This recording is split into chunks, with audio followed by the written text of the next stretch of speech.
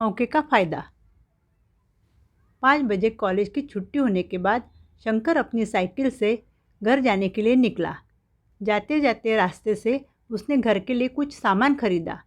घर के पास पहुंचते ही घर के बाजू वाले मैदान में उसने अपने बेटे को कुछ लड़कों के साथ खेलते हुए देखा।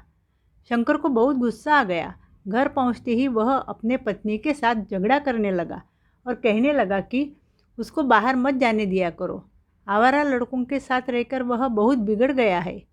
पत्नी ने तुरंत जवाब दिया कि अगर वह आपकी नहीं सुनता तो मेरी कहाँ से सुनेगा। यह सब देखकर और सुनकर शंकर का दिमाग खराब हो जाता था। शंकर सोचता था कि अपने बेटे के लिए करूँ तो क्या करूँ। उससे लगता था कि उसको कहीं छोटा सा काम मिल जाए तो बहुत अच्छा है। शंकर एक शहर में अपनी पत्नी और बेटे के साथ रहता था। बेटे का नाम सचिन था।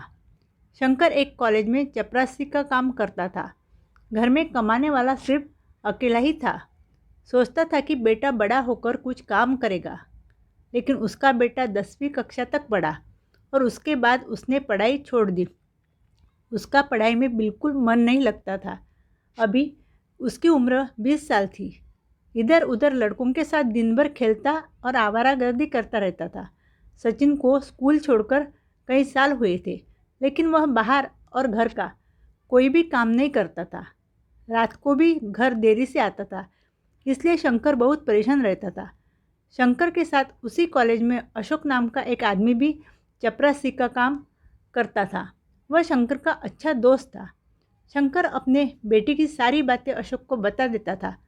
शंकर जिस कॉलेज में काम करता था वहाँ के प्रिंसिपल सर बहुत ही अच्छे इंसान थे। ज़रूरत पड़ने पर वे सबको मदद करते थे। एक दिन शंकर ने सोचा कि मैं जाकर सर से बात करता हूँ ताकि सचिन को कुछ काम मिल जाए। दूसरे ही दिन शंकर ने जाकर सर से बात की और अपने बेटे के बारे में सब कुछ बताया।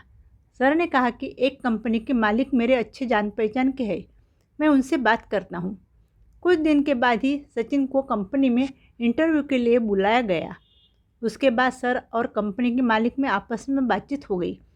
दूसरे दिन कॉलेज में आने के बाद सर ने शंकर को अपने ऑफिस में बुलाया।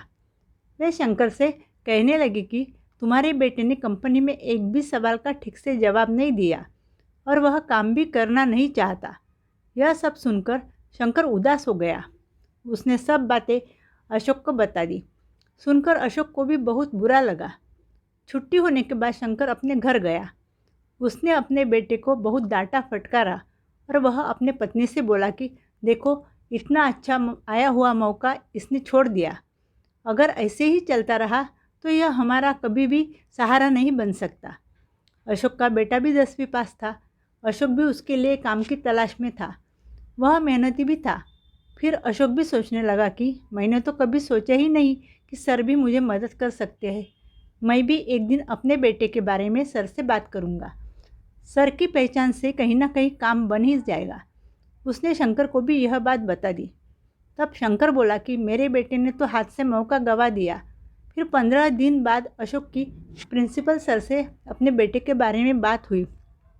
फिर उसके बेटे का इंटरव्यू हुआ और उसका वहाँ कंपनी में सिलेक्शन हो गया।